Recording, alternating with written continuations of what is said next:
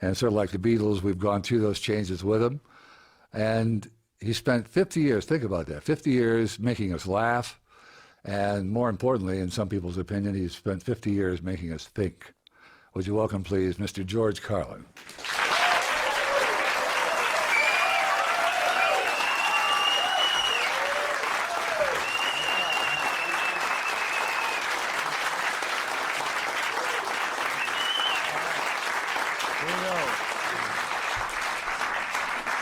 Thank you. Thanks very much. Thanks for coming. Sure. It's your first visit to XM, right? Yes, it is. Is this okay, distance and everything? Sure. Good. You look pretty good for an old fart. Well, first time I've done makeup for radio. Old fart is... Oh, I forgot. You're not an old fart. You're... An old fuck. Yeah, right. I was sorry. I'm an old fuck. Kind of like a fat fuck, tall fuck, the skinny fuck, short fuck, you know. It's not old man. Old man is kind of like not an age or a period of your life. Old man is a point of view, you know. It's a way of looking at the world. There are some guys who are old men in their 20s and 30s. You've seen them. You know, they just got old mannish ways.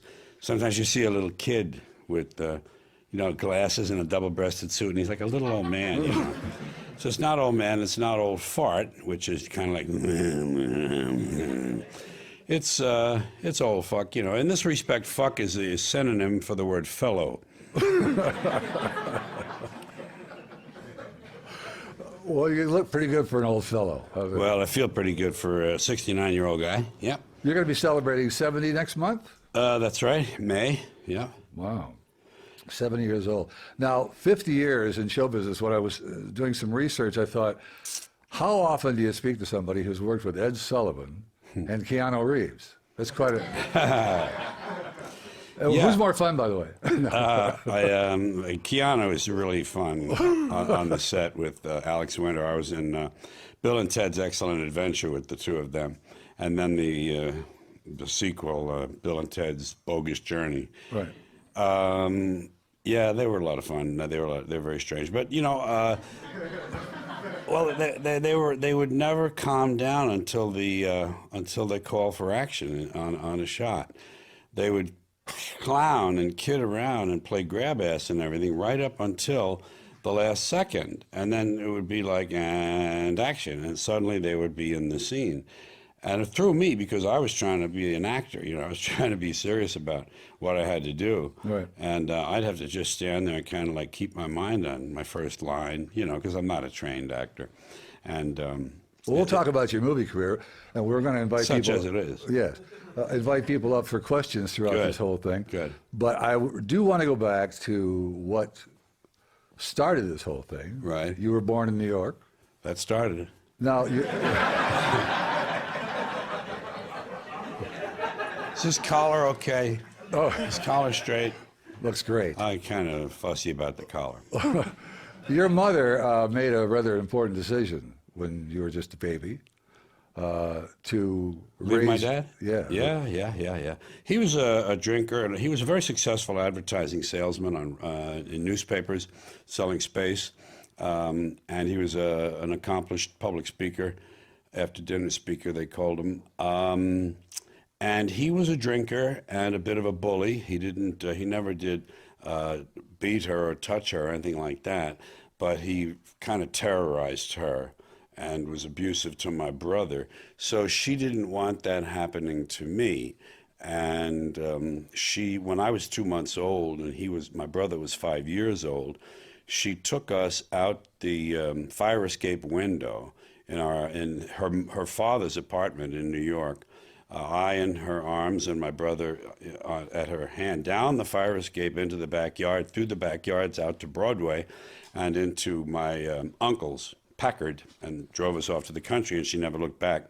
Then she got back into business in advertising and raised two boys during the last half of the recession, the Depression, the Great Depression, and the Second World War. So she did quite a job. Your mom's been quite an influence on you, hasn't she? Yeah, well, she was the sole parent, of course, and she was absent because she had to work. So I did a lot of parenting to myself. I engaged in a lot of mental activity to kind of fill the void, which children will do, and I had radio to listen to.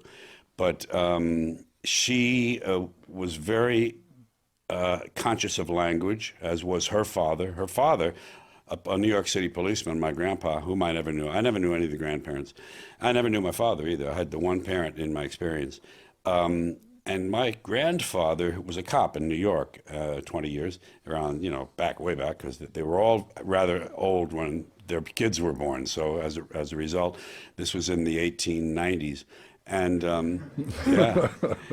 he wrote out, my grandfather wrote out many of the works of Shakespeare longhand during his lifetime because of the joy it gave him. That was the explanation he had. Wow. So that's an indication of the language gene at work. And my mother inherited that. The Irish have that to a great degree. Some do, some don't. But it's kind of a generalization, but it's true. It's an Irish trait, language. And gift of gab. My father had it, my mother had it. So it was natural for me to have that, and then she reinforced it. These things have to be reinforced as well, and she reinforced it in me. Now, your brother, Patrick, was 5 years older than you. Patrick, yes. Usually when you have a brother 5 years older, you usually become the punching bag. I know. How did he was handle too busy out getting laid and fighting and drinking. He didn't want to bother with that. He didn't have time for bullying, and it's not in his nature, really. You know what he told me? He said, when you came home from the hospital, and you know about how a young child can react to a new baby in the house. There are kind of certain horror stories you hear about how tough it is for the kid to adjust to that, and sometimes this hostility. He said, I was so glad when you came home from the hospital. He says, I was so curious about you, and I used to watch you in the crib, and he has a wonderful, wonderful nature, but he inherited, I think, also my father's temper. So he was more of a fighter than I was. In the neighborhood, he was a physical guy, in the bars and on the street corners. But I wasn't really of that type. You, in fact, used one of Patrick's jokes last night on stage. Yeah, he's a great guy. He's still alive, of course, up in Woodstock. He said something that I wrote down a long time ago, and I just started saying it recently. He said, what we should do is take all the mentally defective people in this country and give them government jobs and just sit back and watch things improve. He's a pretty funny guy and very verbal, very, very verbal. More so than I think. You and him have a sort of a same perspective on things, don't you? Pat and I? Yeah. Yeah. We both feel it's... we're both opposed to organized religion. We're both opposed to, the way government had, the way the citizens have organized themselves in this country, which passes for government. I think the republic is a failure. We both, for the most part, think this experiment was nice while it lasted, and we're not too impressed with the human species, because the record is rather not a good one. And so we inhabit the same area in those kind of philosophical areas, and we talk a lot on the phone a couple of times a week, and we have, you see what we have. I'm 69 years old now. He's 75, and we have common memories. We have common experiences and nomenclature and things in our childhood that I can call him up and mention a brand name that is no longer in existence. Like Ipana toothpaste. I can call up and I can say, Pat, Ipana. He'll say, yeah, wow, It's so great. We're both we're Irish. There's another generalization. The Irish are very kind of sentimental and like that, and there's a nostalgia that we love. And we're both a bug for those artifacts of our childhood, and it's just nice to have that. So common vocabulary, common background, common memories. Do you remember, by the way, the spokesperson for Ipana? on television? I can be reminded. No. Bucky Beaver. I didn't know that. I did not know really? that. Well, Really? that's how old Television? I No, am, no. then. We're radio kids. Right. I mean, we experienced television when we came home from the street corner, but we didn't hang on the television set after school the way the next generation did. We were radio kids, and then as fast as we could get out of the house, we were street corner guys. Speaking of street corner, you hung around Morningside Heights. Morningside Heights. But you had a different name for it. Well, they called it Morningside Heights, Columbia University, because of political reasons of their own. We lived in what we called White Harlem. It was the west side of Harlem. It was technically, in a manner of speaking, the white area of West Harlem. We had Cuban, Puerto Rican, a lot of Dominican, great number of Dominicans in Manhattan now, and Black Harlem, of course. So we lived in a kind of a mixed area, especially as you got out from the Irish enclave. We lived in a little, I would call it an Irish enclave. And as you went out from there, actually on LaSalle Street, at one time at LaSalle Street, one half of that street was white and the other half of it was black. And there wasn't a lot of hostility. I mean, there were occasional things, and there were attitudes probably that people held privately. I don't know. I never had that in my household. I never had those words and those attitudes expressed. So I didn't have them. But I know I heard the kids around me. But there was never any open hostility, because when you live in the area between two very different areas, you have to learn to get along. It's a luxury to live in the middle of one of those areas and have all these attitudes and, you know, have a chip on your shoulder. But when you live right where the two of them join, you're forced to sort of live in a third area, which is the mixture. And it's very nice. It's very, it's a good way to start your life. Well, the people in that area, your childhood certainly impressed you. You shared them with all of us. Father Rivera. Was he really that lenient? You could actually see the line move at confession? Yeah. Father, we had about 6 priests in the parish. Father Kelly, Father Ford was the pastor, Father Russell, Father Smith, and some of them came and went, and I don't remember the names. Father Daly and Father Halpern and Father Rivera, who was there primarily because there was starting to be more of a Spanish representation. I don't use words like Latino and Hispanic. I say what we grew up with. They're Spanish people, you know, Spanish heritage. Somewhere in their mixed blood, there's Spain. So I call them Spanish people. Father Rivera was there to serve them and to pastor them, or I should say, to tend to their pastoral needs. And one of them was confession. And Father Rivera didn't understand. I mean, he understood English, but he didn't sound like he understood English. and we would go to Father Rivera because he was notoriously, or that's probably not the right word, he was famously more lenient. And you would get a lighter sentence, a lighter penance in confession. Sentence. And you could see people would switch the line, people on Father Kelly's line, when Father Rivera would show up and, you know, they kiss the stole and put it on and go in the confessional, you would see people race and rush over to Father Rivera's line. Father Rivera, you know, I say, Hail Mary. He didn't question you. Some of the priests, you know, they would question, so how did you touch yourself? How did you touch yourself, son? He didn't go into any of that, how I touched myself. No, you just started. You know, he didn't want that. You just started doing a voice. You used to sit around the tape recorder and record these voices, didn't you? Well, this was a turning point in my life, and it's one that people should know about. When I was a young boy, I was a mimic, and I could imitate people in the neighborhood, authority figures, teachers, shop owners, other parents, cops on the beat, and people on television. Yeah, I could do little imitations. They were largely imitations of other people doing imitations. That's how you learn to do Jimmy Cagney. You see another guy do it on stage, and you say, oh, okay, and you copy him. It's easier because they point out the highlights of speech. But neighborhood stuff. I was kind of the class clown in school, and then after school I was kind of like the neighborhood wise guy, one of the neighborhood wise guys on the street corner, and I would gather a little audience because I would put together little routines. I had little parodies that I did I lifted things. Everyone steals from comedians when they're starting. So I would steal imitations in Humphrey Bogart and Jimmy Cagney and Peter Lorre.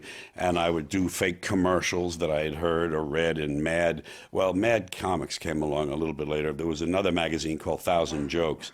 And I put together little routines, and they would say, Georgie, hey, Georgie, do that thing about such, and I would stand up and do it, and it would come out differently each time. And I developed this ability to stand up in front of a group of people and get their attention and get their approval. That was important to me, apparently. When I was a little kid, I'd go to my mother's office and she'd say, imitate Mae West, do the imitations. And I would do the imitations for the ladies in her office, and they would laugh. And I noticed, I don't remember noticing this per se, but I must have noticed that this got me the attention of adults. Because don't forget, I was alone in that house most of the day. When I wasn't in school, I came home and I was alone.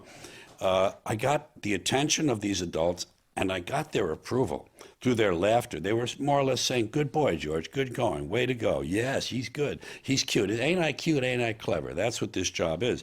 So as a youngster, I wanted to be a comedian. I was probably only 8 or 9 or 10 years old when I began to form an idea that I wanted to be in the movies like Danny Kaye and like Red Skelton. And I called that being an actor, but it was actually being a comedian. And pretty soon I found out the word comedian, and I wanted to be a comedian. And when I graduated from 8th grade, the last thing I graduated from, by the way, my mother asked me what I wanted, and one of the brothers at school, Brother Conrad, had told us that he can get a clergyman's discount on cameras. So I asked him if he could get a clergyman's discount on tape recorders. Now, this was 5 years after the Second World War. Tape recorders had come out as consumer items, but they were as big as a small Buick. They were large. They were like this big, and you had to buy them in a showroom up above the street. They weren't on sale in stores. I bought this big Webcor, long story, and I'm keeping it long, that I used it. I used it to do voices and do little sketches and skits and fake radio shows and fake newscasts and commercials. And I used it to more or less train myself for the thing I wanted to do. My mother was very progressive to have bought me that as a graduation present. I mean, she was a far thinker to see that in me and go ahead and foster that and reward that. Even though she didn't want me to follow it, but she knew it was a healthy thing for me to be doing. You've always been a planner. Yeah, you had this optimistic Georgie plans, they call me. Yeah, this optimistic attitude that if you planned it well enough and you meant well, it's going to happen. You believe that? Well, I would only plan things I felt, that obviously that I wanted and thought I was qualified for. But this is the good example of this career planning. When I was a kid, I said, well, first I'll be.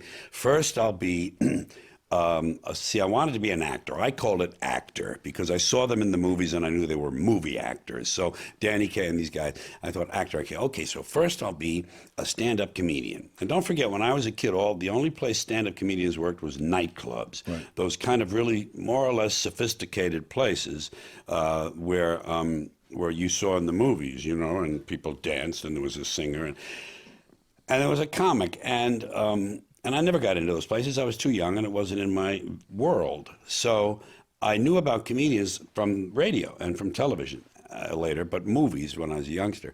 So I aimed at that, and I thought, well, the way to get there would be to first get into radio. That would be my first move, because then I could practice using my voice and I could learn to speak and do a lot of these things without an audience directly in front of me, which is the usual thing in radio. They're not sitting in the studio. And therefore I wouldn't be as nervous or afraid, and I could kind of build up my confidence, and then I could become a stand-up comedian, because by then there were further venues for comedians. I thought, then I can be a stand-up comedian, and then I can go, then if I'm really good at that, then they have to let me in the movies. And that was the way I looked at it. They had to let me in the movies. And that was the plan, and it became more sophisticated as I went through 13, 14, 15 years and started to actually think of ways to go about it. Now, you actually revealed your life's plan in what, were you 11 years old? And Yeah, when I was 11, was fifth grade, Sister Nina, and I saw her, by the way, just about 3 or 4 years ago. She came to a show Really? of mine up in Wisconsin. Yeah, she was 81, sharp as can be, sharp, thin, quick. You know, she said, "Yeah, you lived on the top of the hill." You know, they remembered me for other reasons, but she actually remembered that I lived right up the block from the school. Fifth grade, Sister Nina, I used to sing at the club meeting. They had once a week, they'd have a club meeting, and there'd be new business and old business and all that kind of stuff. And then there'd be the entertainment. You could do an imitation, you could bring in your banjo, play the piano, sing a song. I would always stand up and sing a song. I sang Mañana in her class. Mañana, mañana, mañana is soon enough for me. And, you know, some of the guys thought it was goofy, and some of them liked it. But in Sister Nina's class, we were assigned to write an autobiography. I think fifth grade is about time to look back on your life.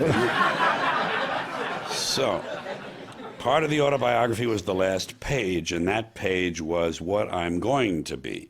And I said, I want to be either an actor, announcer, disc jockey, imitator, I guess I called it, or an actor. Once when I started with actor. Actor, comedian, imitator, announcer, or something like that. So there it was, you know, right in front of everyone. And there was a nice amalgam. You can tell that the thing I wanted most was attention. That was really what that sentence was all about. You know, ain't I cute, ain't I clever, look at me. well, you went to the Army. You got that out of the way. Air Force, yeah. Air Force, I'm sorry. And luckily there was a radio station Yeah. just off base. Yeah. It was in Shreveport, right? Shreveport, Louisiana, which sounds like a kind of a dopey place for this, actually was a very hot radio market. They had 9 radio stations at that time and was very competitive. And top 40 radio was just beginning, and rock and roll was just beginning, because Elvis Presley's first hit came out in I believe 55 or 56. And there I was right on the cusp of all of that. And I wanted to be this announcer, disc jockey guy when I got out of the Air Force. My plan was to go in the Air Force, do 4 years from 17 to 21, get out at the age of 21, and use the GI Bill to go to school to learn to be an announcer and a disc jockey, so that I would be learning when I was 21. Now, I got in there, and when I was 18, I was in an amateur play downtown in Shreveport, in a very good community theater company, by the way, Shreveport Little Theater. And I was doing a play called Golden Boy, and in it was Joe Monroe. And Joe Monroe was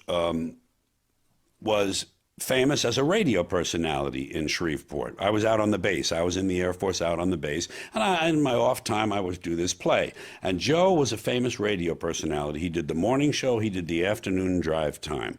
And I didn't know he owned the station. But so it was a really great station, KJOE, KJOE in Shreveport. That wasn't the clue? Yeah, well, you know, there was a slight inkling in my mind, but I didn't know that he was the outright owner. Actually, he was 51%. Now, that station was number 1 in a 9-station market, in spite of the fact that it was a daytime-only station. They had to come on the air every morning again at sunrise, turn the transmitter on, and gain back all the listeners who had tuned out at sundown. There are some stations of low power. This was a 1,000 watts, and daytime only, but it was number 1, and it had about a 50% share of the market. And this is what... with 9 stations, competing with 8 out of the stations, they had 50% of the listeners, yeah. I was going to say, this is what it sounded like if you lived in Shreveport. Alex, you want to roll that? The beginning of my show. Yeah. It's time to smile and swing a while with Carlin. George Carlin is on the air, the coolest record man anywhere.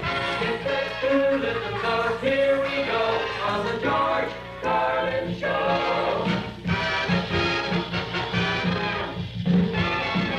Okay, then, Solid, how you doing? Lots of music coming up for you between now and 5:45. Got the brand new Everly Brothers record, and we'll be playing both sides of it for you. In addition to listening to Elvis's latest, came out this week, and we'll get things started with the new one by Chuck Berry. Stick around, good things happening here on 1480 at Carlin's Corner.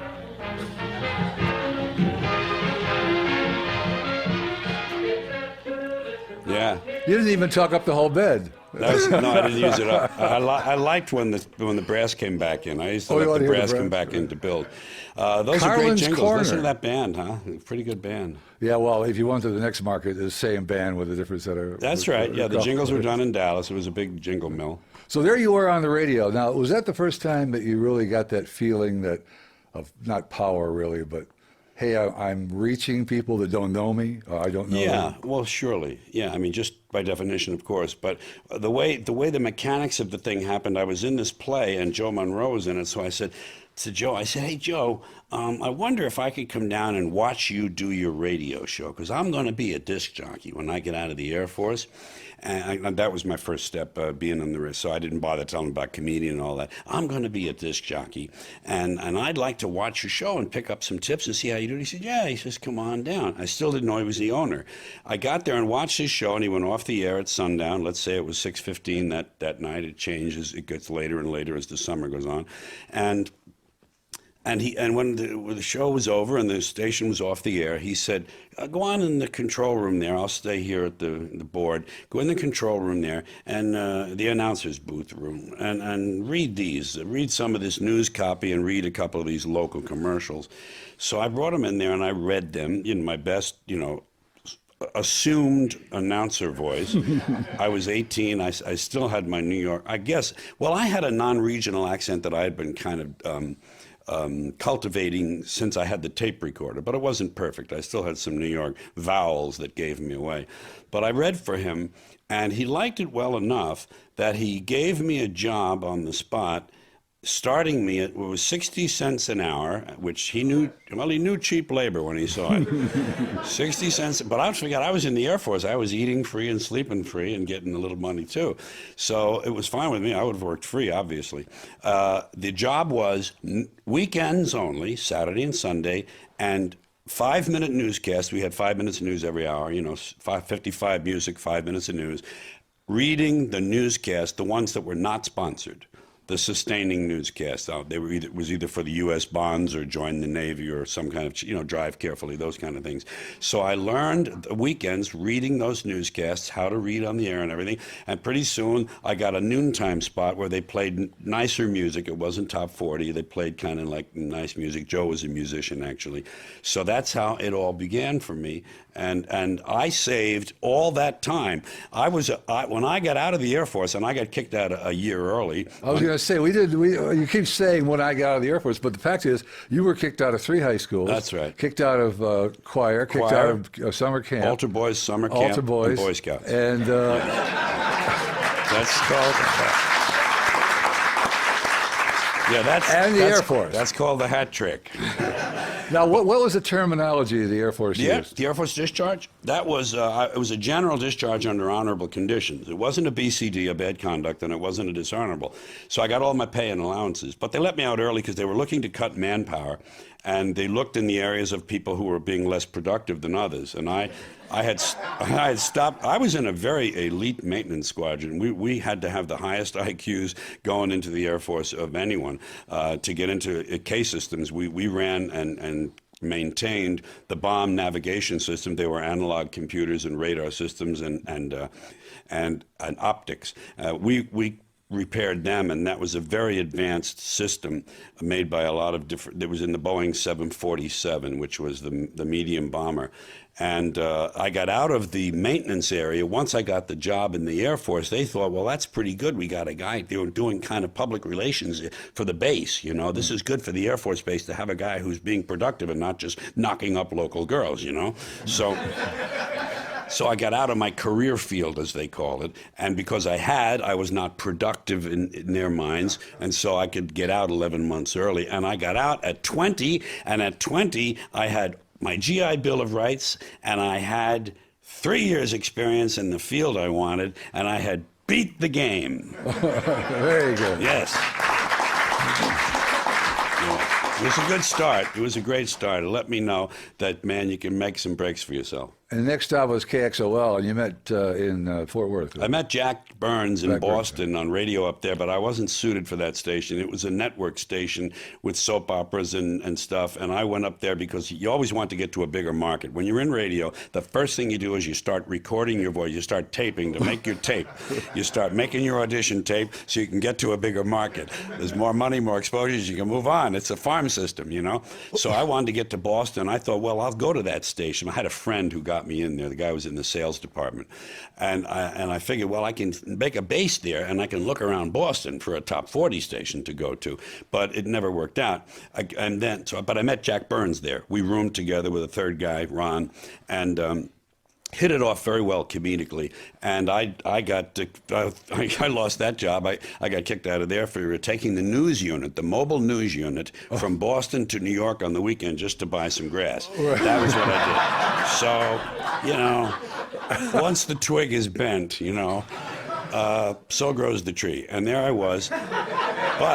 Well, wait a minute. You didn't go there because the pot was so good in New York. You didn't know anybody in Boston, right? I didn't know anybody in Boston, and I wanted to be with my buddies down in New York. Right. So we were 5 of us driving all through Harlem looking for grass because we knew where to go. 135th Street was the stop. We had certain stops we could make to buy grass, and we're driving around in this thing with, it says on the outside, it says WEZE, NBC News, you know, and we're looking for grass, and we're all like guys, you know, in our early 20s. So it was a lot of fun, but. Got fired from there, was out of a job for a while, and then I got called down to Fort Worth, where another guy from radio in Shreveport had moved on, a sales director, and he wanted me for their station in Fort Worth, so he brought me down there. So #1 station, I got the homework shift, 7 to midnight, answered my own phones, took all my own requests and dedications, and suddenly one day Jack Burns showed up from Boston. He says, I'm going out to give Hollywood one last chance at me. That was his attitude, which is the way to look at things. And his tires were bald, so luckily a news job had opened that day, and he got that job, and he was my nighttime newsman. And you know the rest. We went down to an after-hours comedy joint, which was really a coffee house called The Cellar in Fort Worth. And we did impromptu sketches every night, impromptu skits and two-man stuff. And it was so successful, we left radio. We said, screw this. You know, we had great jobs. We were making like $300, $400 a week. It's 1960, and we're in Fort Worth, a good market. And we could have gone on from there, but we decided to quit radio because we'll go to Hollywood and become stars. Because we have this filthy act that we did. Filthy. It was just, and in those days, filthy comedy didn't have a market for it at all. And there we were, how naive, but how wonderful when you're in that age period, to just get in my newly bought Dodge Dart Pioneer with the tinted windows and the AM/FM radio, and drive to Los Angeles on spec, you know, on speculation. We had about $300, and we got lucky out there. We got lucky. I got lucky every time I turned around. Well, when you went out there, you got a job at a club. Yeah, no, what happened was this. First, we went out there and we were looking to see how we could get into show business. We knew we had this act we had written, and in the daytime we'd write stuff and learn it. Terrible. So, we would go to places and look at other people, and we would hang around Dino's on the Strip and figure Frank Sinatra might come in. We hung around the Brown Derby one night, and Rock Hudson came floating through, and you know, we were just using up our money. And one day we went back to the apartment, and the rest of our money had been stolen out of the sock drawer. Good hiding place, George, and we had no money. So we thought, well, gee, we hadn't counted on that. And we had vowed not to work, just to go straight into show business. We didn't want jobs, none of that bellhop stuff, none of that car hop, none of that stuff. We won't go into radio out there. But what happened was the only thing we knew was radio. And the only thing we really felt we deserved was radio. The second biggest market in the country. I mean, it was sheer lunacy to expect to just get into that market. But we went around, we went first to KFWB, #1 in the market, top 40 station. And we didn't have tapes or anything. They didn't want us, you know. So we're walking along, and we see this radio station, KDAY, Right near Hollywood and Vine. It's Selma and Vine, in between Sunset and Vine and Hollywood and Vine. We walked in there, and that's where my star on the walk is now, out in Hollywood. Really? I had them put it out in front of that radio station. It's kind of nice. We went in there, and they were looking for a morning comedy team. I mean, it's just all luck, you know? You just get lucky and you're on a roll. They were looking for guys like us. We did a tape for them. They loved us. They called us the Wright Brothers instead of by our real names. They called us the Wright Brothers. But it did a big publicity campaign, ads in Variety, full-color ads and everything, and put us on the air. And here we are on the air about, let's see, it would only have been about 2 months after we got there. And it was just sheer madness, you know, there we were. That wasn't good enough for you. No. What we did was still work on the act. We're going to work on the act because this is only a stepping stone, you know. And now we're making about 500 a week each, you know, and that's good, and we're great. But we're practicing this act after hours. This was also a daytime station, by the way. Even though it was a 50,000 watter and it had a big signal out on the West Coast, it was a daytimer. And we went off the air at sundown, and in the studio, we would work on these routines. We were getting serious now. And nearby, about 2 blocks away, was a coffee house. That was the way for us to get in. They were now coffee houses. It was the era of the beatniks. And coffee houses liked offbeat entertainment. And we knew we could get in there and do our stuff for the owner maybe and get a shot. Just get a hootenanny shot. Get a single shot, you know. And we went over there, and he liked us, and he hired us for 2 weeks. And we're still rehearsing our act, and a guy came walking through the studio because it was an office building, and you could see the studios on your left, and there were little offices here. He was a song plugger. He was a guy who used to do PR for songwriters and stuff and record labels. And he saw us, and he used to be the road manager for Rowan and Martin. And he says, "I think you guys could make it, you know." So we gave him, he became our manager. We went in this little coffee house. They held us over for 6 weeks. Lenny Bruce came in and saw us. Mort Saul came in and saw us. And based on that, Lenny Bruce, we got a contract with GAC, one of the biggest agencies in the country. They had New York offices, Chicago, and Beverly Hills offices. And we got into nightclubs where we quit radio again. We quit. We said, "No, sorry about that. We got something to do." And we went on and began a career that worked out very well. 2 years together. We were on The Tonight Show with Jack Parr that October. We drove out of Shreveport in March. We drove out of Shreveport in March, and that October, we were on NBC television at night on the biggest show for a comedian. It's just stupid, you know. But, man, it can happen. It can happen, you know? Yeah, thank you. I've heard the term luck of the Irish. Maybe it started with you. I know it. It's just, I think the luck comes from heredity. You know, that's the first draw you get of luck, good luck or bad luck. Jack Burns, by the way, if you're not old enough to remember, went on to do Burns and Shriver, who you may have seen on Ed Sullivan Show, doing their taxi cab routine. Jack was the bigot in the back. The bigot in the back, and Avery was the cab. Yeah, well, you know, these commies out there, the commies, you know.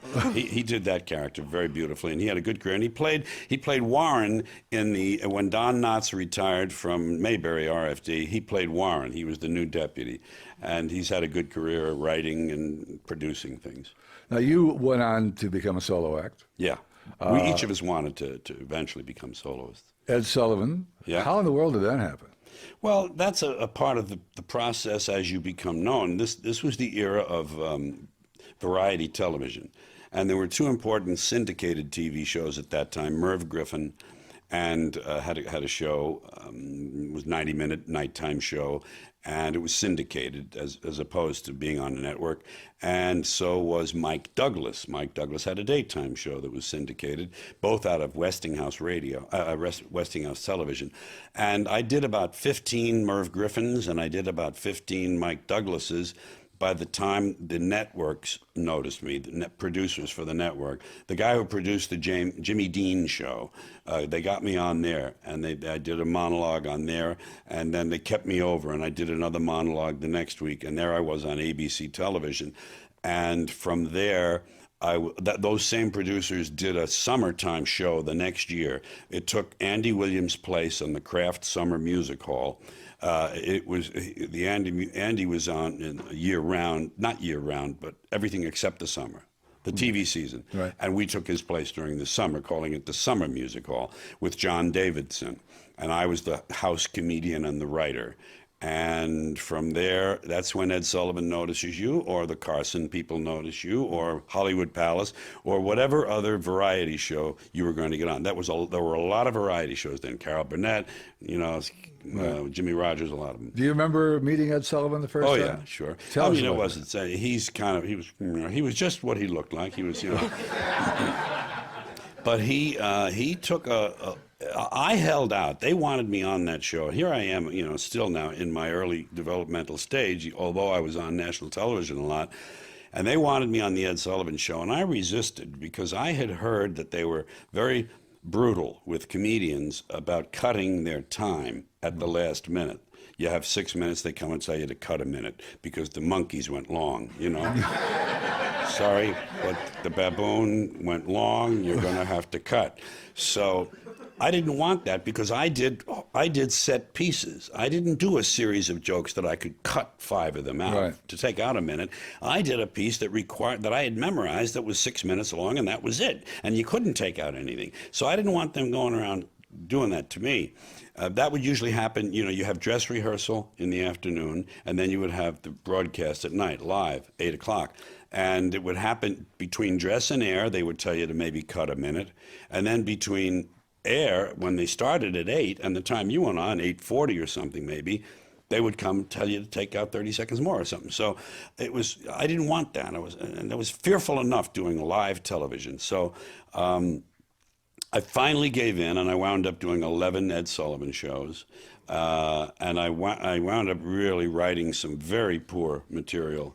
My standard really fell off because there you are, you're offered 2 more Sullivan shots, and the money is great, and the exposure is important, and you want to, do that. So, you go ahead and you write a piece, and it's not quite what it ought to be. Yeah, but I was surprised going back listening. You did the hair poem, the one that Sullivan shot. Toward the end of the show. Yeah, the hair poem and the thing about the America ecology. the Beautiful. Yeah.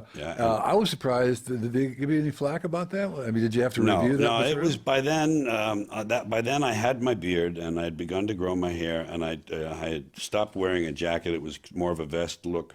It wasn't kind of like street clothes. They were a little nicer, but they were nonetheless a shirt and a vest. And at that point, they had. He always accommodated. They always accommodated the change.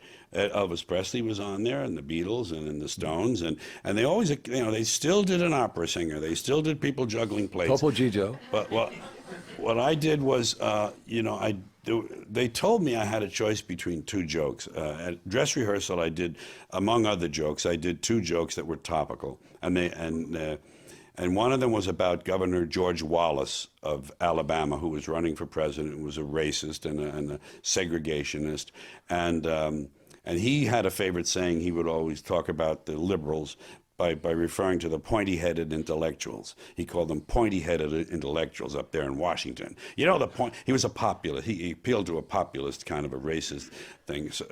So he called them, and I said in this routine, I said, talking about George Wallace, I said, you talk about pointy heads. Have you ever seen the sheets those people put over their So that was one joke. That was one joke in the monologue. Another joke in the monologue was about Muhammad Ali. Muhammad Ali was the champ at that time. His name was still Cassius Clay. And he was the champion of the world. And they took away his championship because he wouldn't go to Vietnam. He refused to go. And he was, of course, right to do that, I think. Now, what I said about it was this: they told him, no more. Sorry, you can't. No more boxing. Because you won't go and do your thing in Vietnam. So I said it this way: I said, Muhammad Ali, his job was beating people up. That was his job, beating people up. They wanted him to go overseas and kill people, and he said, no, I don't want to kill people. I'd rather just beat them up. And they said, all right, well, if you won't go and kill people, we're not going to let you beat them up. And they told me between dress and air, they said you can have this is the oddest censorship I ever experienced. They said you can have one of those jokes or the other, but not both. It was volume rather than. It was the strangest thing. So obviously I chose the Muhammad Ali joke, which is a far smarter joke, than the pointy head, and so that was my memory of the last show I did. He went off the air. Actually, I did the second to last Ed Sullivan broadcast, although we didn't know it at the time. We found out later that when he was canceled. Now here we're into the '60s. I'm taking longer than I had planned because That's okay. there's so many things. You're into the '60s. Mm-hmm. You've been getting high since you were, what, 14? Yeah, 13. And you were going through, sorry. These things are important. That year does make a big difference. That's right. But here you are, you're 30 years old. The Summer of Love is going on, 67, 66. Everyone who's involved with that is generally about 20 years old. Yeah. And their parents are 40 years old. In the nightclubs I was working. And you're in the middle. Yeah. And you're playing to the parents, and you made a decision at that point that you were playing to the wrong audience, basically. Yeah. Just a small backstory to that. Remember the Danny Kaye dream as a child? I wanted to be like Danny Kaye. So that was what I was pursuing in show business, and that's where I had come to that point on the road to. I found out in the interim on the way that I wasn't such a great actor, and I wasn't going to be in the movies. But I found out I was a pretty good writer of comedy, and that I could probably do that and figure that out for the rest of my days, and let that be my thing with some movies thrown in. So I got to that period, and I had dropped some mescaline and some acid, as had a lot of my friends, and I hung around with mostly malcontents like myself. All my life I had been, I got kicked out of all those things because I defied authority all the time. I wasn't in step. I was constantly out of step with this society and the authorities in it. And that was my B life. My A life was I'm going to be like Danny Kaye, which, if you think about it, is a mainstream path. That's something that you do. That's a people pleaser thing. You have to learn to please people and go on and get bigger and bigger audiences and become a famous movie star, and that's how you do it. But I had a B life that I didn't know about, that I didn't realize that this was bifurcated. I had a B life, which was fuck all these people, fuck all these people. I don't buy this shit. Now that person was being kind of like suppressed without my knowing it. I lived it out in my private life. I hung out with musicians, and their hair started to get long, and the music started to change in the 60s, and the music was protest, and I was hearing people who were using their artistic talent to further their ideas and their philosophies. Buffalo Springfield and the Beatles and Bob Dylan and Joan Baez and so forth. And I'm thinking, that's starting to dawn on me that I'm not using my ability to further these thoughts and ideas that I agree with. I have thoughts on that too, and I'm not doing that. I'm entertaining these businessmen and shit in these nightclubs doing people pleaser shit. So I something struck at that time, and it was probably the acid, And I realized that I was in the middle, that these people were in their 40s, I was entertaining the kids in their 20s, well, kids, not the people in their 20s, were embracing the anti-authority that I had lived. So I said, well, this is where my audience should be. And I didn't redo, I wrote a new act. I put in a lot of my thoughts and feelings, and it became autobiographical. That was the first thing that a writer does usually, is to write about himself, even if it's thinly disguised. Mine was open. I talked about being a Catholic, being a school kid, being a New Yorker, and the things that had affected me and that I enjoyed about school and those experiences. Yeah, but during this awakening of yours, you fell victim, like a lot of us did, to when you're doing drugs and whatnot, it's not always conducive to productivity. And once you get to something that you can't put down, right? The beer and the pot. My lifelong buzz was beer and pot. You can put that down. You can regulate that. You can say, okay, well, today I have to do this. I'll just have about 2 beers in the morning and smoke a half a joint, and then I'll do that, and then I'll get high. So that's. But when you get to things like cocaine or any of the other ones we all know, and you get to the addictive drugs, it's a different story, and that's what happened in the early 70s. Once I had started my record career. One of the fallout things that happened as a result was Carson. He sort of distanced himself Yeah. from you when you're going through this change. Well, when I went through these changes, my appearance, my hair got longer, my beard grew, and my clothing became closer to I guess you'd call it the hippie ideal, And now some people in show business, some old, the old timer, not old timers, but the old school people, they thought that I was making a very crass decision to, as I heard it from one guy, to cash in on the hippie thing. That was their way of looking at this from the outside. They weren't attuned to the kind of, pot is a value-changing drug. It's a hallucinogen. It's a mild hallucinogen like acid, and it's a value changer. And if you smoke from the time you're 13 till the time you're 30, you have formed certain attitudes, and it just reinforced my malcontent, my outsidership, the feeling of being outside and not belonging. So these people had never had that, so they couldn't see that there might be some integrity in what was happening to me, and they thought, well, he's just trying to cash in. Don't worry about it. They'll see through him, and he'll. You thought you were doing a Bobby Darin with yeah, this, right. Just going to the mountain and coming back. I am different, and it wasn't that. It took 2 years for this change to take place physically with the growth of the beard and the hair, and I did it on television. There were syndicated shows I was doing by that time. Virginia Graham had a 5-day-a-week show. Della Reese had a 5-day, and so did Steve Allen. And on these shows in this change period, I would explain what it was, that I don't belong in nightclubs. I belong on the colleges. I belong on the campuses. The beard would get longer, the hair would get longer, and by the time 2 years was up, I was there. But in the meantime, regular show business, which I cared very little about, but Johnny Carson was important. That was another platform that I wanted to show my kind of like new self. And they got afraid when they heard about it, because they thought, oh, he's on the acid, and they don't know what you're going to do. And I came in to see Johnny one time, and what happened was my wife had written a press kit that was very kind of telling about my new change, my new direction, what I wanted to do. And I was going to handle myself and just kind of be my own manager.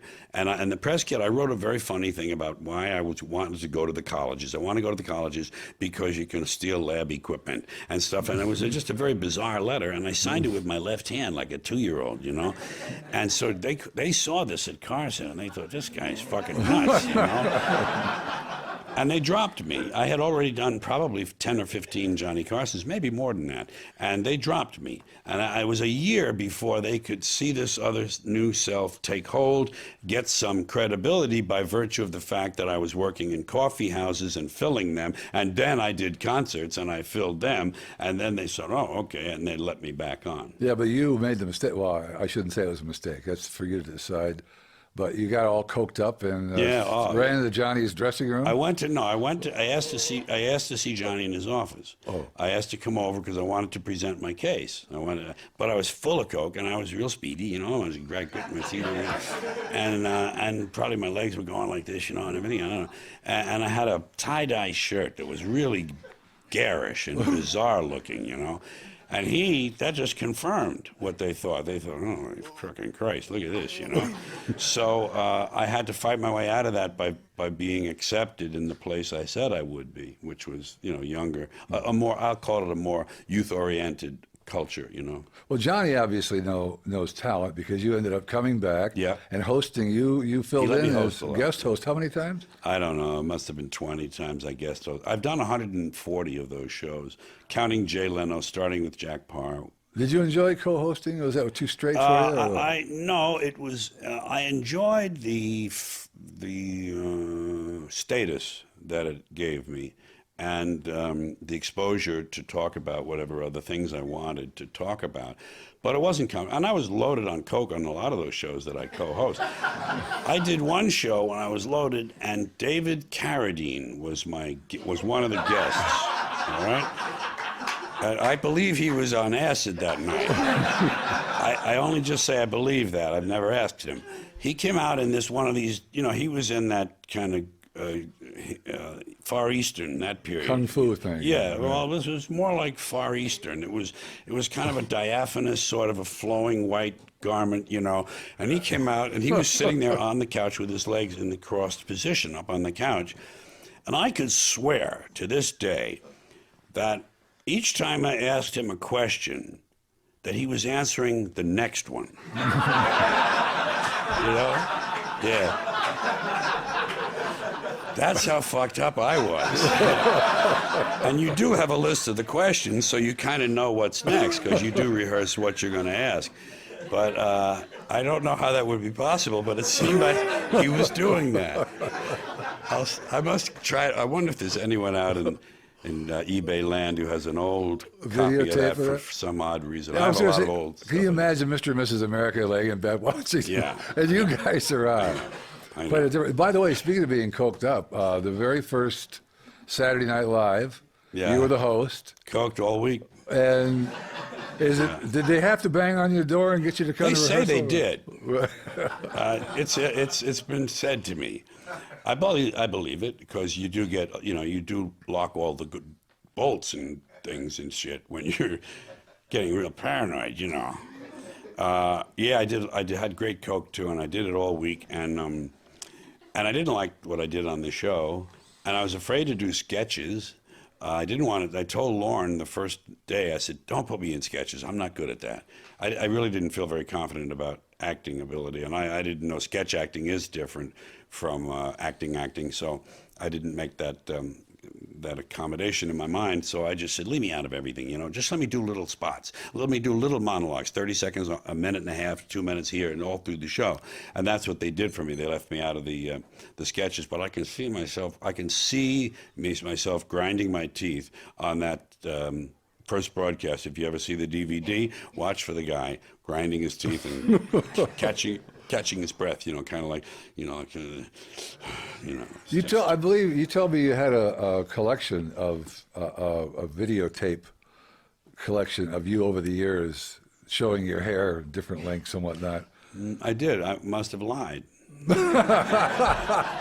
I think what I might have been referring to the fact that you can do that if a person wanted to, they could do that. The Great Recession. Well, during this time in the 70s, when all this, you were finding yourself and going through these changes. You did a couple of movies. You did Car Wash with Richard Pryor. Yeah. And you and Richard had worked together, though, before. Well, the way Jack Burns and I broke up 2 years after we formed the act, because he wanted to go to Second City, and I wanted to be a single. I had gotten married in the meantime, and I wanted to be a single and for Brendan and I to have a baby.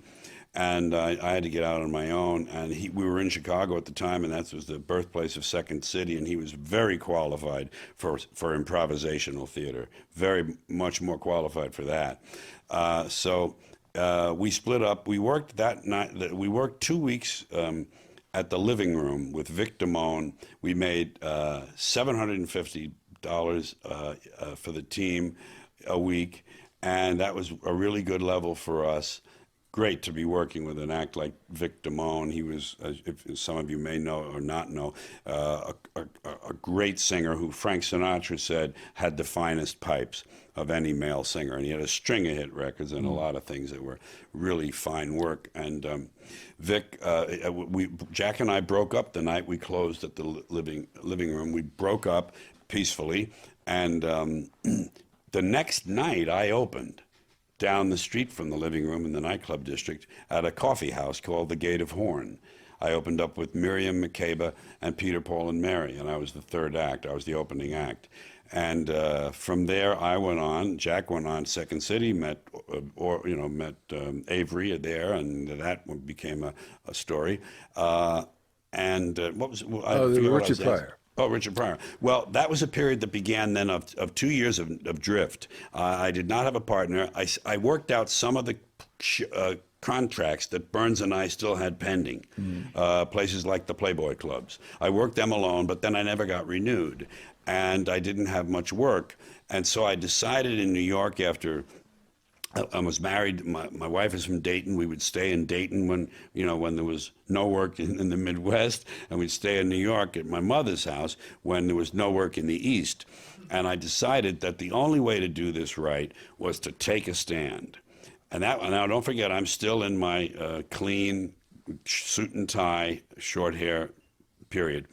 And I decided if I could get a little place in New York, in the Greenwich Village, where I could work out all the time, like a coffee house, and I could develop myself there and get people to come in, get Merv Griffin to come in and see me, get Carson Show to come in and see me. That's what I need. So I did that. I took a stand. I found a place called the Cafe Au Go-Go. I spent 2 years there on and off. I could work and go away from there for 2 months. I could come back for a week. I could go away for 2 weeks, come back for 3 days. I could work anything I wanted they were sometimes $5 a night, sometimes just a hamburger, sometimes on a weekend, $65 if you were working with Bill Evans or someone like that. So I did that for 2 years, and I got Merv Griffin in, and that's what gave me my start. At the place I'm talking about, the Cafe Au Go-Go, Richard Pryor was in the same state I was. Richard Pryor was still an unknown comedian who hadn't done any television. And he was in his inoffensive era, his inoffensive period. He was in his doing Rumpelstiltskin. He did a little, there was a famous Richard Pryor early piece called Rumpelstiltskin.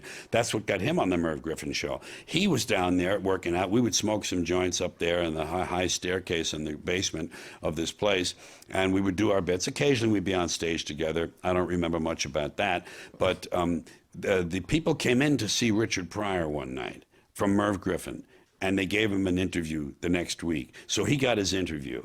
And then I'm still laboring there. And he gets a show from them, and he goes and does the show. Well, by the time he got the show, in between his interview and the show, I had gotten my interview. But then he had his show. So I was one step behind him. So then he got his second show. Then I passed my interview, and I got my first show. So the two of us grew out of that room into this syndicated television exposure, which was nationwide and was always watched by the networks. And that was how the two of us sprung to life. Well, one of the good things about the 70s, you released those albums that most people hear on XM Comedy all the time. FM and AM, Class Clown, Occupation Fool, Toledo Window Box. Yes. In fact, I believe it was, I don't know if you know, but it was yesterday or this week, is the 25th anniversary of you told Class me that. Clown, yeah. Yeah, that's nice to know. Those were 4 gold albums. I had 4 gold albums in a row, 72, 3, 4, and 5. And then I had a couple after that weren't gold. That was what I call the Little David years, Little David Records, right, owned by Flip Wilson and his manager, who then became my manager, and I was signed to the label. And that was the thing. You see, you need a way, if you're going to do, quote unquote, material that should be uncensored. I hate this designation, adult, or X-rated or something. But if you're going to do realistic spoken word art, if you're going to get a mass audience, you need a medium. And the medium at that time was records. Right. You certainly couldn't do it on television. That was commercial, and they didn't allow that kind of language or those ideas if it was just the ideas that were dangerous to them. So I got my mass audience through the records. The records fed the box office at the college concerts. The college concerts fed the record sales, and it went around. Plus, you do some television and talk about both. I'll be in Buffalo, I'll be in Toronto, and I'll be in Niagara Falls. And by the way, FM and AM, but you did it a little more gracefully than that. So the whole thing worked. Then I ran out of record career. You can't be the hot new guy in town forever. Right. You can't be the fastest gun, because a faster gun is coming to town in a few years. So my record career began to kind of wane in the 70s, as did the counterculture. The disco came into play, and the people who are the true hippies and the true radicals, they kind of retreated to the hills, and the other ones went and got MBAs and stuff like that. And there I was, sort of not knowing who I was and who I should become, to be true to myself. So I drifted a while, and that's when cable started. That's when HBO started at 75 or 76, and I got on there in 77. And now I've done 13 of them. That's my way of reaching the mass audience. Right. It was the first one was George Carlin, 77. George Carlin again, 78. Carlin at Carnegie Hall, 82. Carlin on Campus, 84. Yep. Playing with Your Head, 86. What Am I Doing in New Jersey? 88. 1988. Doing It Again, 1990. Jamming in New York was 92. They did that 40 Years of Comedy special. In 96, Back in Town. You Are All Diseased in 99. Complaints. That got a lot of complaints and grievances in 2001, and Life is Worth Losing in 2005. Right. I've been told that the Jammin' in New York was a special one for you. Well, it was, you know, one of the big turning points, you know, I'm an entertainer because I work in an entertainment circuit, but there's an artist at work too. Not all entertainers are artists. Some are just entertainers, and they kind of experience life, their creative lives in a static way. They get to a certain place, and they kind of stay there. Other people who have an artistic element or component grow, because artists always grow and go somewhere. Artists are on a journey. They don't know where it is going. They don't know. They don't want to know. They just know there's something else. There's something more. There's more in me. There's more to talk about. There's more to look at. A painter, a composer, they grow, they live, they grow. It's an ongoing thing. So that is true for me as a writer. That's the artistic part of me, is the writer. Well, what am I answering again? I'll get to it. Just help me out. You were talking about the HBO special. Yeah, Jammin' and it in New changes, York. right. So the artist goes through phases and changes, and I found my comic voice as a younger person in the coffee houses. I found my comic voice, and then that comic voice lasted until the late 60s, early 70s, when I made that change to the countercultural type material. That was a shift. That was a paradigm shift, and that was a change in voice, the comic voice and the writer voice. And then in and then through the 70s, I developed that, and then I kind of lost track of what would be next, and I didn't know. I kind of drifted, and I was grasping. Then in 92, even though I did these HBO shows, and they were plenty good, I like them, I still would stand behind every word of them, but there wasn't a new voice yet. There was just like an improved voice that was ongoing. In 1992, I discovered silence on the stage. I discovered that you could have long periods of silence. The show I did, Jammin' in New York, had a long, more or less serious piece called "The Planet is Fine, the People are Fucked." And and it was about the fact that the planet will outlive us. Don't worry about the planet. People who tell you they're worried about the planet are not. They're worried about themselves and their habitat. They want a clean place to live. And that's fine, but don't be talking about how you're going to save the planet. You're not. The planet will outlive you, and it will heal itself. And that piece was very thoughtful and very interesting, and I loved it, but I had to learn that there were times in the show when it was okay not to get laughs. Because one of the jobs I have, besides getting laughs, is to engage the imagination. Just in general, to engage the person's imagination. If I make them laugh along the way, that's part of the deal for me. But I learned then that I had a kind of a more serious writer voice in me. And that's when another shift took place. And the shows that follow, that came in the 90s, are representative of that. There's more of a social commentator in them. There's more of a, if you will, a quote-unquote philosophy beginning to emerge. And that was another important shift for me that is still playing out. Plus, it was the first live one. It was the first live one. It was New York City. It was the first one done in New York City for me. I did it at Madison Square Garden, not in the big arena, but in the theater there that holds about 6,500.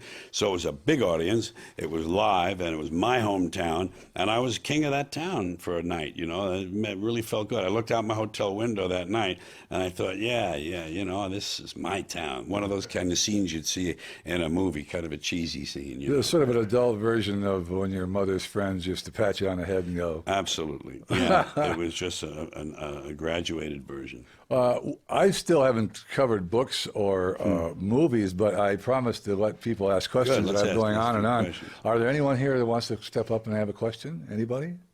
See, it's probably... They're in awe of you. Okay, great.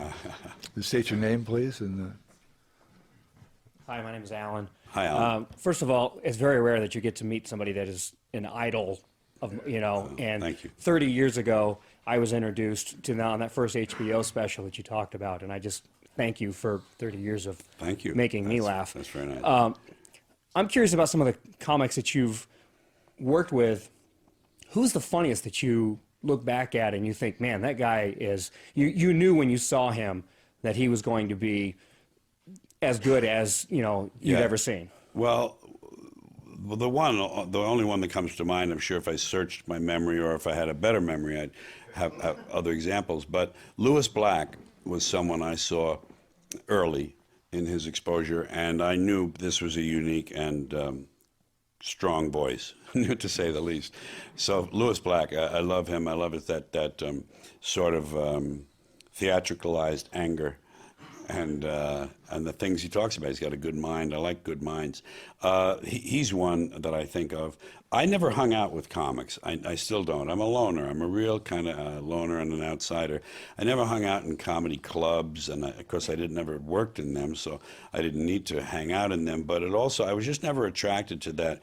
The comic culture, the comedians who like to hang out together.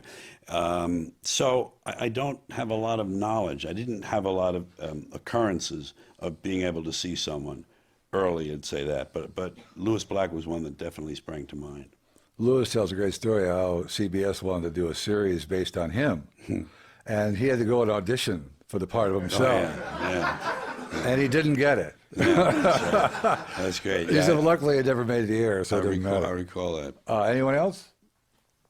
Sure, why not? Don't wait for me to be asked. Just walk up to the microphone. Oh, wait. Hi, my name's Chris. Hi, Chris. You've had the chance to see the entertainment industry evolve tremendously over your career. Yeah. And one thing that's I've heard said, and whether it's true or not, is that if you saw a lot of people who are icons today, such as yourself, if you started today the way the system is set up, you might not get the opportunities. You maybe never would have had the chance to become who you are. That's right. Do you think that's a fair assessment, or do you think the entertainment industry in general has improved or just changed or gotten worse over your career? Well, depending on the individual, that's both true and not true. I would say with user-generated content and the viral quality of the internet, that a person who is self-made, let's use that for a shorthand, a person who wants to be self-made has some avenues that certainly I didn't. But on the other hand, life and the world and show business were simpler then, so it was easier to see where the path ought to be. I mean, there was only one way I was going to get started, and that was to get on a radio station, and in the midst of having that career going, to look around at places where I might have a chance to learn to be a stand-up. You know, there were some nightclubs and there were some coffee houses. So the world and the choices were limited, which was probably good for me. But I think if I had had the same tools genetically and had them reinforced as they were for me in this era, and I had these impulses to show myself off, I think I may have found a way, but God knows how different it may have been and how much longer it may have taken. It's a much more complicated place. I don't envy, I wouldn't want to come of age at this time. Although I see a lot of advantages in it that we didn't have. I see that and I understand that. But I'm very happy that I came of age in the period I did, because it was you could grab it. You could kind of put your hands on all of it without much effort, you know. And then now it's pretty elusive and pretty fragmented. Now, you mentioned you sort of, I don't give up is the word, but you didn't take the movie idea of being a movie star quite as seriously. I wasn't after a an while. actor. And you've done movies here and there, and you've done voices and animated films. Mm-hmm. You were the Volkswagen bus In Cars. Cars, right. Fillmore. Yeah. But recently you played Ben Affleck's dad in Jersey Girl. Yeah, that was I a liked serious that. role. Well, that was written for me, and I could show my sweet side, and a bit of irascibility. But there was a sweetness to the role. It was a grandfatherly role. It was written on a model of his father, and so it was kind of more suited for who I was at the time. The other thing I'm proud of having done, I did a Hallmark mini-series called Streets of Laredo, which was a continuation of Lonesome Dove. and it was the authentic continuation. There's an ersatz continuation that was kind of bogus, but this was the authentic one.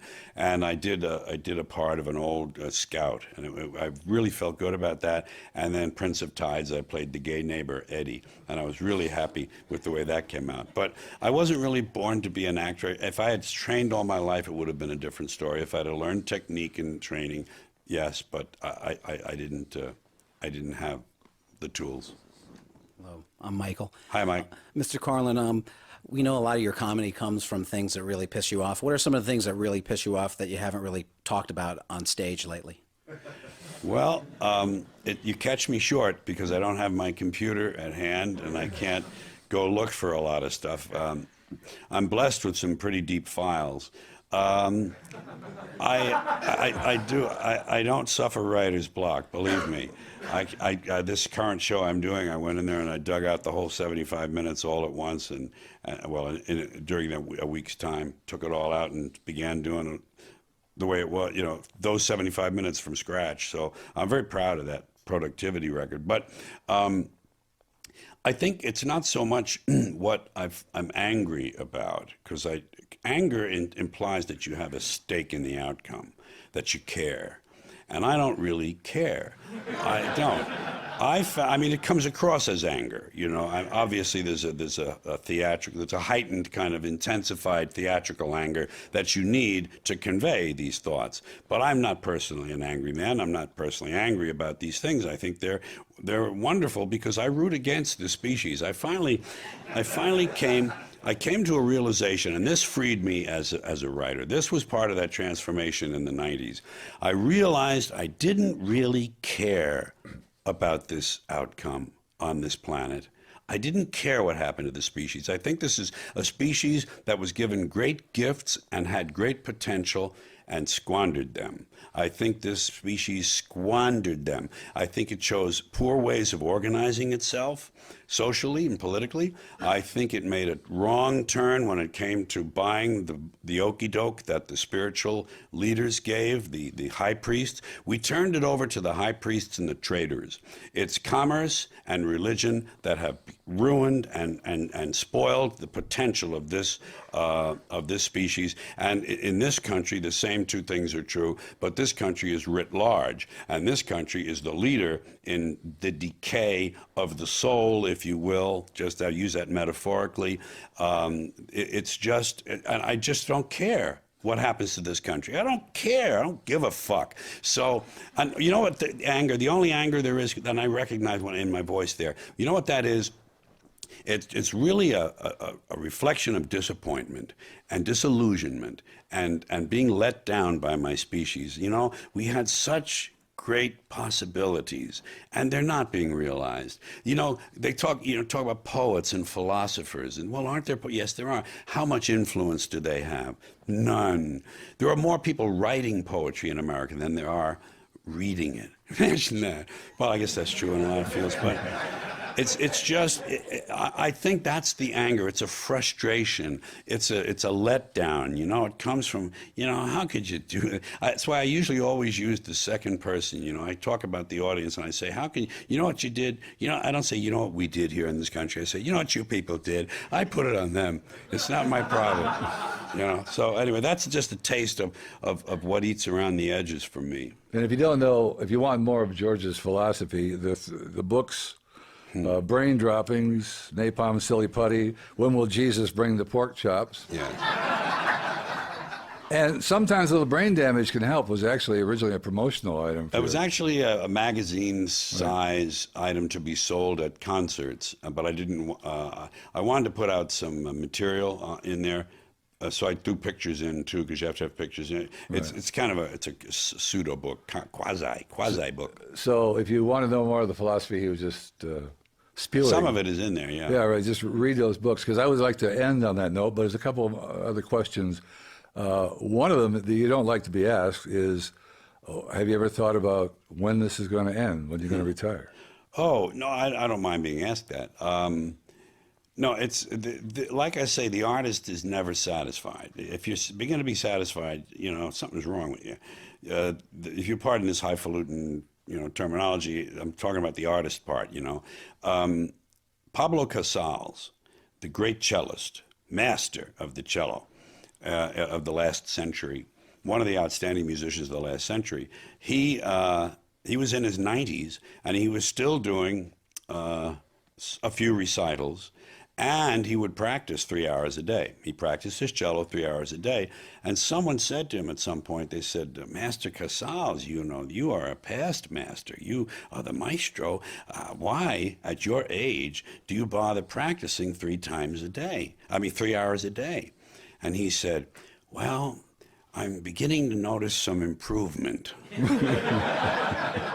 And that's the answer. I mean, why stop? You know, only if nature stops me, if I lose the ability to write or speak, some alteration in plans will be necessary. But I've already imagined, because they do have this for people who are totally paralyzed, that the movement of your eyes, you can look at a keyboard that's projected and you can type by moving your eyes to the letters.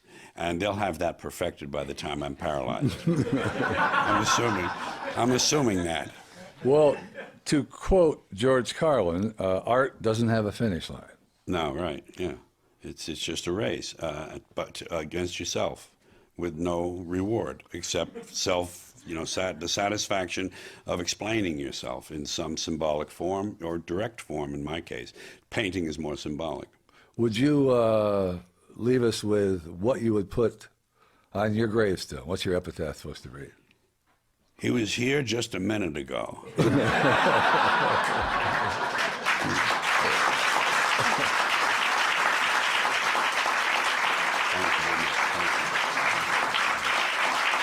George Carlin. Thank you very much. Thank you all.